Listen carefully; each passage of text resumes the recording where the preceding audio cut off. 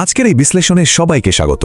আজ আমরা বেশ ইন্টারেস্টিং একটা বিষয় নিয়ে কথা বলবো। প্রায় দেখা যায় অনেক শিক্ষার্থী এমন একজন হতে চায় যাকে চারপাশের সবাই মন থেকে সম্মান করবে, কিন্তু অনেক চেষ্টা করেও হয়তো ঠিক সেই কাঙ্ক্ষিত ফলাফলটা পাওয়া যায় না।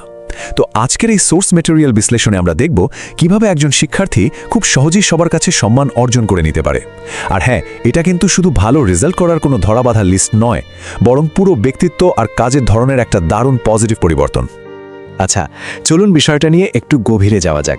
একবার ভাবা যাক তো, একজন স্মার্ট ছাত্রের আসল পরিচয় বা সংজ্ঞা আসলে কি? আমাদের সমাজে একটা খুব প্রচলিত ভ্রান্ত ধারণা আছে। অনেকেই মনে করেন ক্লাসে যে ফার্স্ট হয় বা যার গ্রেড সবচেয়ে ভালো সেই বুঝি সবচেয়ে স্মার্ট। কিন্তু আজকের এই সোর্স ম্যাটেরিয়াল আমাদের সেই পুরনো চিন্তাধারাকে একেবারেই পাল্টে দিচ্ছে। আসল সংজ্ঞাটা তাহলে ঠিক কেমন?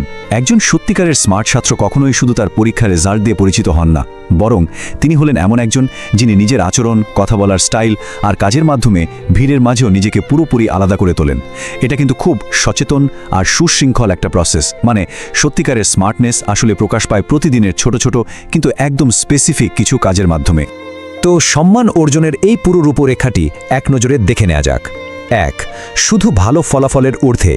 ২. মনোযোগ এবং সময় ব্যবস্থাপনা। ৩. যোগাযোগ এবং চরিত্র। ৪. সুস্পষ্ট লক্ষ্য নির্ধারণ এবং ৫. চূড়ান্ত রূপান্তর। চলুন সামনে এগিয়ে দেখি এই ৫টি বিষয় কিভাবে একে অপরের সাথে কানেক্টেড। আমরা শুরু করছি আমাদের প্রথম পয়েন্ট দিয়ে, শুধু ভালো ফলাফলের ঊর্ধ্বে। আর এই বিষয়টা খুব চমৎকারভাবে তুলে ধরে যে সাধারণ থেকে অসাধারণ হতে হলে দৈনন্দিন আচরণে কতটা বড় পরিবর্তন আনতে হয়।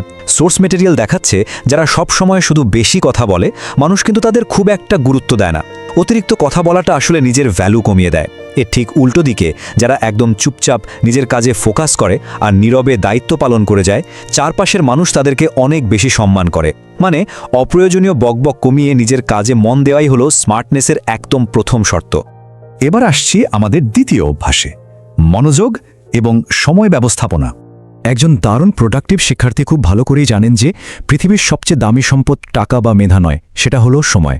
এই যে 1 থেকে 2 ঘন্টার একটা নির্দিষ্ট হিসাব, এর কারণটা সোর্স মেটেরিয়ালে খুব ক্লিয়ারলি বলা হয়েছে। একজন শিক্ষার্থী যদি প্রতিদিন শুধু মোবাইল স্ক্রিনে কাটানোর সময় থেকে 1 বা 2 ঘন্টা কমিয়ে আনতে পারে আর সেই মহামূল্যবান সময়টা পড়াশোনা বা নতুন কোনো স্কিল শেখার পেছনে দেয়, তাহলে রেজাল্টটা হবে ম্যাজিকের মতো।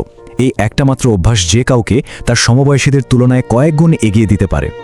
এরপর আমরা মুভ করছি পরবর্তী অংশে, যোগাযোগ এবং চরিত্র। একজন মানুষের পার্সোনালিটি সবচেয়ে বেশি ফুটে ওঠে তার কমিউনিকেশন স্কিলের উপর। কথা বলার ধরনটা হলো একদম আয়নার মতো, যা ব্যক্তিত্বকে সরাসরি রিফ্লেক্ট করে। কেউ কিভাবে কথা বলছে সেটা দেখেই তার কনফিডেন্স বোঝা যায়। সবসময় একটু ধীরে, স্পষ্টভাবে আর আত্মবিশ্বাসের সাথে কথা বললে অন্যেরা সেটা খুব মন দিয়ে শোনে এবং বক্তাকে আলাদা একটা গুরুত্ব দেয়। এই ক্লিয়ার আর কনফিডেন্ট কমিউনিকেশনই হলো একজন স্মার্ট শিক্ষার্থীর সবচেয়ে বড় হাতিয়ার। সম্মান দিলে সম্মান পাওয়া যায়, ব্যাপারটা শুনলে খুব সাধারণ মনে হলেও এটি অত্যন্ত শক্তিশালী একটা জীবন দর্শন। একজন স্মার্ট ছাত্র কখনোই কারোর সাথে রূঢ় আচরণ করে না। তারা সবসময় পোলাইট থাকে এবং সবাইকে যোগ্য সম্মান দেয়, কারণ তারা জানে যে সম্মান জিনিসটা একটা টু ওয়ে প্রসেস। এই ভদ্র সম্মানজনক আচরণের ফলে একটা দারুণ পজিটিভ লুপ তৈরি হয়, যা দিন শেষে নিজের কাছেই ফিরে আসে। আচ্ছা, এখনকার আলোচনার সবচেয়ে ইন্টারেস্টিং বিষয়টা হলো আমাদের পঞ্চম এবং সবচেয়ে গুরুত্বপূর্ণ অভ্যাস, সুস্পষ্ট লক্ষ্য নির্ধারণ। লক্ষ্য ছাড়া জীবনটা অনেকটা হাল ছাড়া নৌকার মতোই। লক্ষ্য পূরণের এই প্রসেসটাকে সোর্স মেটেরিয়াল 3টি ধাপে ভাগ করেছে।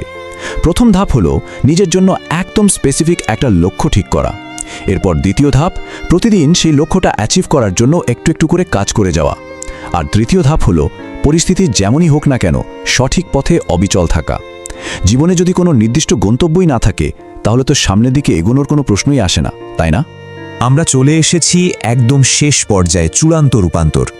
তাহলে সবচেয়ে ক্রুশিয়াল পয়েন্টটি হলো এই 5টি অভ্যাসের সামারি। 1. কথা কম আর কাজ বেশি।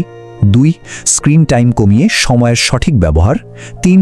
স্পষ্ট আর আত্মবিশ্বাসের সাথে কথা বলা। 4. অন্যের প্রতি ভদ্রতা ও সম্মান দেখানো। এবং 5. পরিষ্কার লক্ষ্য নির্ধারণ করে সেটা ফলো করা। এই অভ্যাসগুলো নিজের মধ্যে নিয়ে আসতে পারলে খুব অল্প সময়ের মধ্যেই একটা ভিজিবল ট্রান্সফরমেশন দেখা যাবে। তখন চারপাশের মানুষজন নতুন একটা পজিটিভ চোখে দেখতে শুরু করবে আর সম্মানও বহুগুণ বেড়ে যাবে। শেষ করার আগে একটা গভীর চিন্তার বিষয় রেখে যেতে চাই। এই অভ্যাসগুলোর মধ্যে ঠিক কোনটি আগামী দিনকে বদলে দেবে? সোর্স মেটেরিয়াল খুব সুন্দর করে একটা অকাট্য সত্য মনে করিয়ে দেয়। একজন শিক্ষার্থীর ভবিষ্যৎ পুরোপুরি নির্ভর করে তার আজকের নেওয়া সিদ্ধান্তগুলোর উপর। আজ যে অভ্যাসটা গড়ে তোলা হবে সেটাই কিন্তু আগামীকালের সাফল্য আর সম্মান নিশ্চিত করবে। আজকের এই বিশ্লেষণটি এখানেই শেষ করছি। আশা করি এই আলোচনা সবাইকে নতুনভাবে ভাবতে সাহায্য করবে।